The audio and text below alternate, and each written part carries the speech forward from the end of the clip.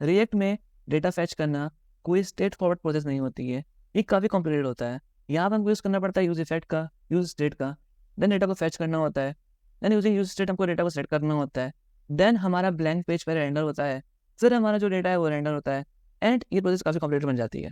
तो इतना बड़ा जो कोड है, ये इंटायर कोड है सिर्फ और सिर्फ एक API कॉल करके डेटा फैच करके पेज में रेंडर करने के लिए, जबकि Next.js इसे काफ़ी आसान बना जाता है by using pre rendering and extended web fetch API। तो हमारे पास सिंपल सा एप्लीकेशन है जहाँ पे हमने लिखा है ये कोड, एंड यही हमारा कोड है जो हमने अभी तक लिखा है, और कोई भी कोड हमने चेंज नहीं की, सब डिफॉल्ट है। ठीक है, यहाँ पे हम सिंपली रेंडर करा दे रहे हैं H1 जहाँ लिखा हुआ है होम। तो रिफ्रेश करते हैं तो हमारी वेबसाइट जो है सिंपली वहाँ पे होम लिख करके आ रहा है और कुछ भी नहीं है। ठीक है, यहीं पर हम लोग ट्राई करेंगे फैच करने का डेटा API से using the power of Next.js। तो स्टार्ट करते हैं। पहले हम बनाते हैं फंक्शन कॉन्स्ट गेट जोक, जिसके बाद से हम जोक को फैच करेंगे, राइट।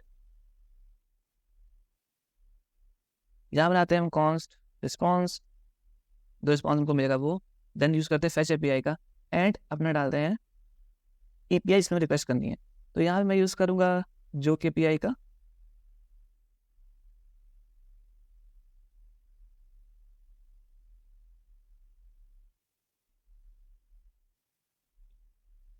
एंड हम रिस्पॉन्स को रिटर्न करा देंगे। ठीक है, बट ये प्रॉब्लम क्या है, जो फैच है वो कुछ टाइम लगाएगा, राइट। तो हमें यहाँ पे करना पड़ेगा अवेट, एंड क्योंकि हमें यहाँ पे अवेट यूज किया तो हमें यहाँ पे यूज करना पड़ेगा एसिंक, राइट। अब हमारा फंक्शन ये प्रॉपर बन चुका है। बेसिकली हम फैच को यूज़ कर रहे हैं डेटा फैच कराने के लिए, एंड कॉल कर रहे हैं अपने API को, एंड यहाँ पे वेट कर रहे हैं, वेट कर रहे हैं डेटा को फैच होने का, रिस्पॉन्स आने का, एंड रिस्पॉन्स को रिटर्न करा दे रहे हैं जिस फॉर्मेट में। Very simple. ठीक है, अब इसको कंज्यूम करेंगे हम लोग इस वाले फंक्शन के अंदर, अपने कॉन्स्ट बनाते हैं एक जोक नाम से, जो कि इस फंक्शन को कंज्यूम करेगा। तो क्योंकि ये फंक्शन हमारा अवेट है, एसिंक के वेट करेगा रिस्पॉन्स को फैच कराने का, तो हम ट्राई करते हैं कि हमें कॉल भी करें अवेट करके, एंड क्योंकि हमने अवेट यूज़ किया तो यहाँ पे हम लोग एसिंक बनाया था इस फंक्शन को, एंड सिंपल सा लॉजिक, राइट। अब हम लोग इस जोक को प्रिंट करा देते हैं अपने H1 में डायरेक्टली। जी हाँ, यही है पावर Next.js की, हमें ज़रूरत नहीं कुछ भी मैनुअली करने की, प्रॉप वगैरह यूज़ करने की। बट जो यहाँ पे रिटर्न हो रहा है वो एक ऑब्जेक्ट होगा, राइट, JSON ऑब्जेक्ट होगा। तो हम पूरा ऑब्जेक्ट नहीं प्रिंट कर सकते बिकॉज हमको एरर आएगी।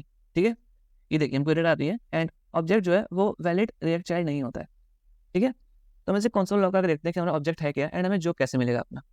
ओके, तो सिंपली कंसोल लॉग करा के देखते हैं, एंड वापस जाते हैं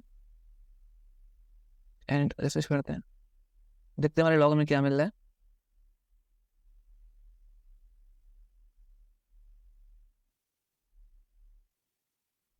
तो हमारा जोक है उनको दो पार्ट में मिलता है, पहला हमारा है सेटअप, दूसरा हमारा है डिलीवरी।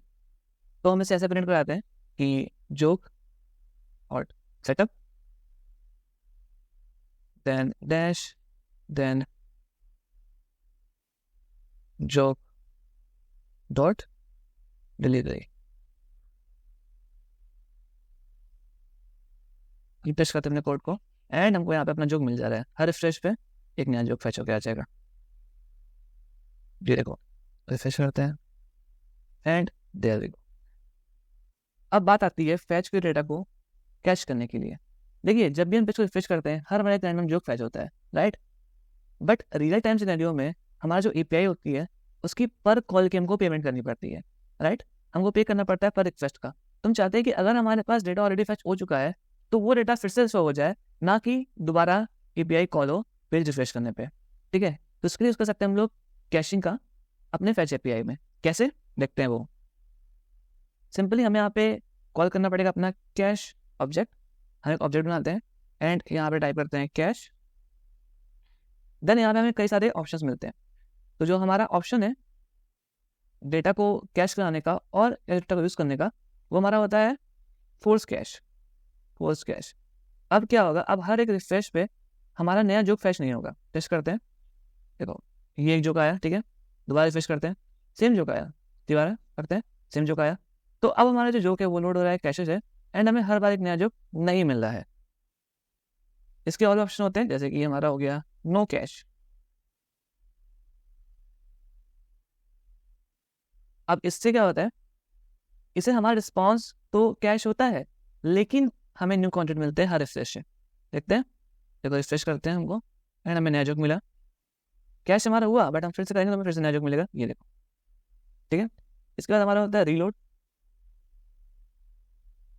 इसमें क्या होता है, बेसिकली हर एक रिफ्रेश पे हमारा जो कंटेंट है वो तो सेम ही रहता है, लेकिन हमारा कैश जो है वो अपडेट हो जाता है। रिफ्रेश करते हैं, जो कंटेंट हमारा सेम है लेकिन हमारा कैश जो है वो अपडेट हो गया है, राइट। इसके बाद हमारा आता है नो स्टोर। इसमें क्या होता है, इसमें कैश स्टोर नहीं होता और डेटा हर बार फैच होता है। तो हर एक रिक्वेस्ट पे हमारा नया जो आएगा और कोई भी कैश स्टोर नहीं हो रहा है इसमें। ओके, इसके बाद हमारा लास्ट होता है ओनली इफ कैश्ड। इसको भी ट्राई कर लेते हैं। इसका मतलब क्या है, इसका मतलब कि ये फैच को फोर्स करता है कि भाई तुमको सिर्फ और सिर्फ कैश वगैरह यूज़ करना है अगर अवेलेबल है तो, अदरवाइज एरर दे देनी है। अगर आपको ये सारे कैश कंट्रोल डेरिवेटिव का डीपली पढ़ना है, सिंपली आपको लिंक डिस्क्रिप्शन मिल जाएगी, उस पर आ जाएगा वेबसाइट पे हमारे, एंड यहाँ पर आपको पूरा आर्टिकल मिल जाएगा अबाउट डेटा फैचिंग इन नेक्स्ट.js, जहाँ पे आपको हमारे सारे कैश कंट्रोल डेरिवेटिव्स के बारे में डिटेल में आपको डेटा मिल जाएगा।